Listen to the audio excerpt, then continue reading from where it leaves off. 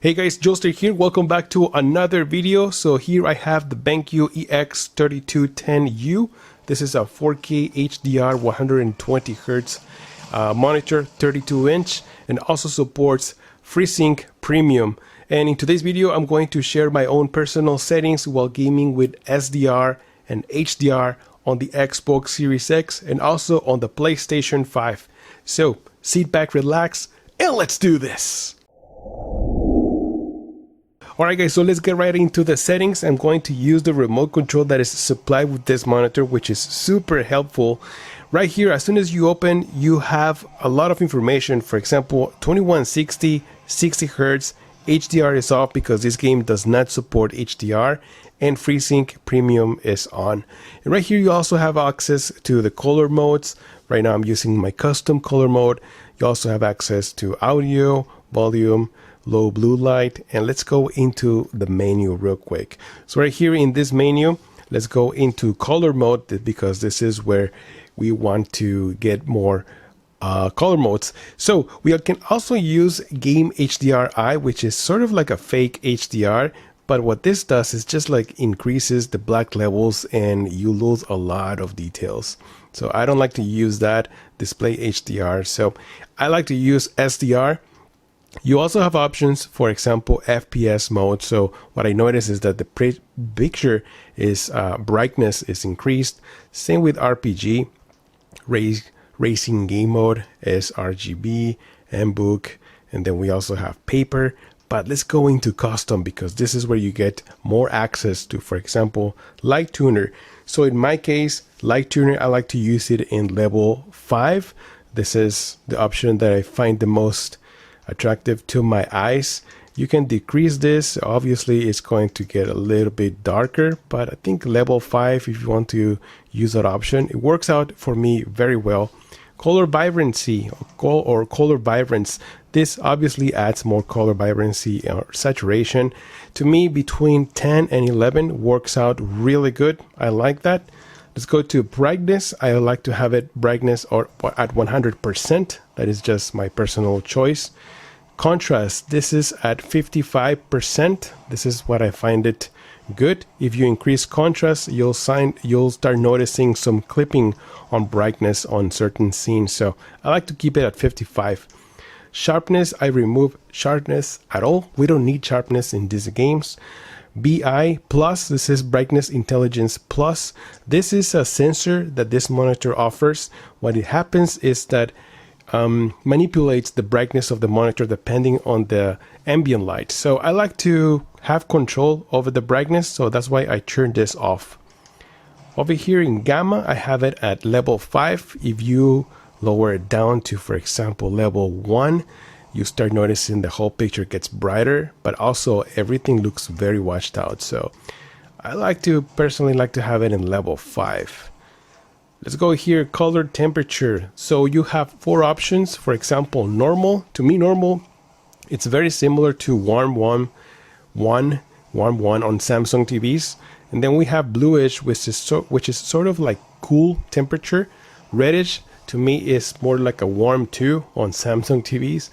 And then you also can adjust the primary colors, red, green, and blue. So you got those options, but honestly, normal looks absolutely beautiful. I like this. AMA stands for Advanced Motion Acceleration. This is good for fast-paced games. I have it on level 2. I find that level 2 is like the middle ground. I like that. Over here we have, pretty much we can reset the whole colors. And that's it. Those are my settings that I'm using while gaming an SDR. Alright, I'm just going to do a quick gameplay so you guys can see how it performs with this monitor. And I think it looks fantastic, especially for fast-paced game. This monitor runs great. And right now, right now I'm using 4K 60 with HDR and FreeSync. But it also supports 120 Hz. No, the reason I'm not using 120 Hz is because I don't have the proper cable. I'm actually using it for the PlayStation 5. And I'm going to show you some gameplay with the PlayStation 5 as well. Oh my god. But yeah, it totally supports 4K 120 Hz. and also VRR, HDR. Alright, so now let's jump into HDR. If you're playing a game that supports HDR on the Xbox or PlayStation, this monitor also supports HDR 600, and I think it looks great. Look at these colors, the greens, the blue. They look absolutely beautiful, and it gets bright as well. Okay, so let's get right into the menus once again, and right away you have the color mode. Obviously now we're using HDR, so display HDR to me is the best option. You also have the cinema HDR, which looks nice, but I feel like the colors, they lose that vibrancy. They look more flat. And there's also game HDR, which is pretty much the same. They have more of like a cool tone. That's why I like display HDR. Look at this, it looks warmer. I feel like the color of the grass looks even better, you know. Also the sky, the whole place looks just like warmer compared to other options. So let's go down here to the menus, because unfortunately with HDR we don't have a lot of options. So as you guys notice, pretty much everything, the rest of the other options are grayed out. So we only have the cinema and the game HDR.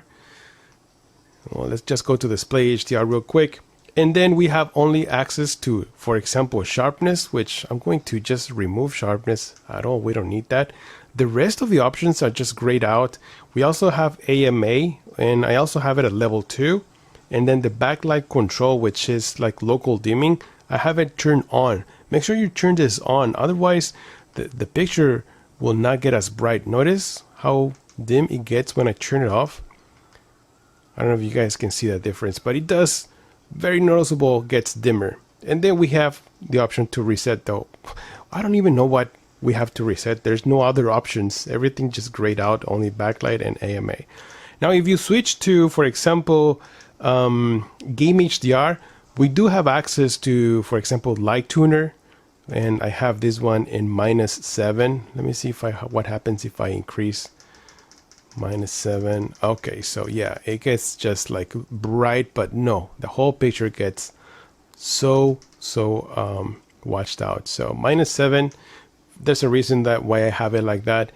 But we also have access to brightness, for example, contrast, sharpness, brightness intelligence plus, but we don't have access to, for example, color temperature, so you can't change that cooler tone that it has. Also no access to color vibrancy or black equalizer. Then we go to cinema mode. We also have access to light tuner, for example, but then we don't have access to gamma or color temperature either. So you can't change that bluish tone that it has. That's why I like display HDR. It's sort of like the warmer tone that I like about display HDR.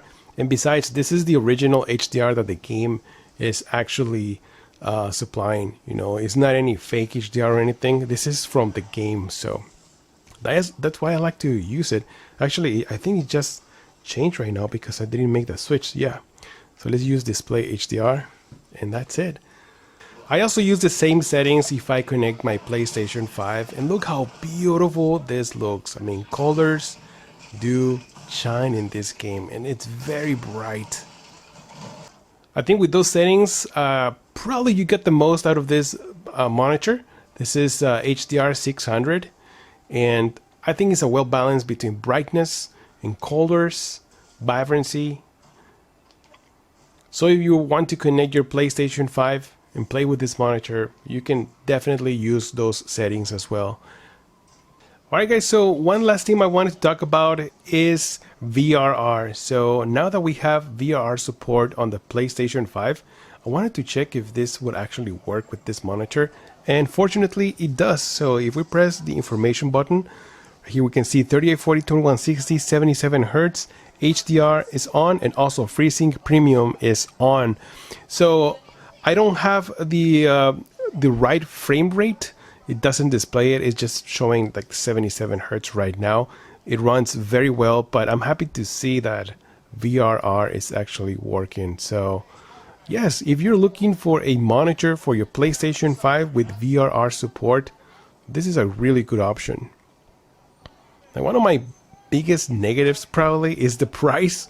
It is kind of expensive. Well, it is very expensive, $1,000 for this monitor. I think it's just because of the size, right? So I wish there is an OLED monitor, or at least an OLED TV, a 32-inch OLED. That would be perfect. Let me know in the comments below if you're also interested in a 32-inch OLED monitor with all these features, right? VRR, HDR, Dolby Vision. I really hope next year we see the C3 32-inch size available. That will be nice. All right, guys. Thank you so much for stopping by. That's it for this video. I'm just going to leave it here.